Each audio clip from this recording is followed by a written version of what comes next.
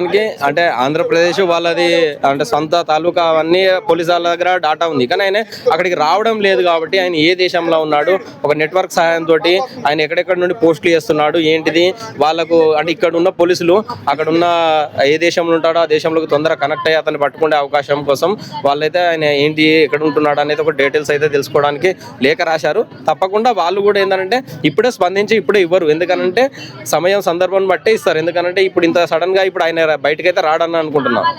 So ఎందుకనంటే కొంచెం time పడుతుంది, తప్పకుండా ఆయనకు తీసుకొచ్చే ప్రయత్నం అయితే చేస్తారు 100%. ఎందుకనంటే తప్పు ఎవరు చేసినా కూడా శిక్షార్హులే.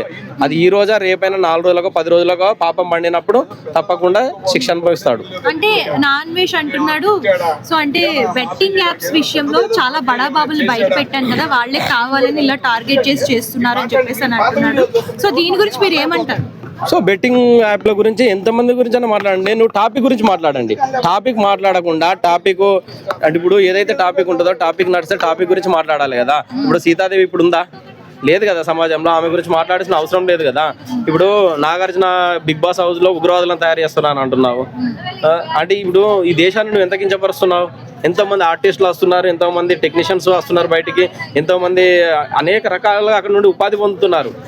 సో అంటే అక్కడని కాకుండా హిందువులే ఆఖరికి కుక్కల్ని, పందుల్ని, గాడిదల్ని అందరినీ రేప్ చేస్తున్నారు అంటున్నావు, ఆవులను రేప్ చేస్తున్నారు. అసలు మనుషులు ఎవరైనా చేస్తారా? అది ఎవరికి అసలు ఇంతవరకు మరి రాలేదు, నాకే తెలుసు అంటున్నాడు. మరి తెలిసినప్పుడు ఎందుకు మరి ఈ దేశాన్ని బ్లాక్మెయిల్ చేస్తున్నావు?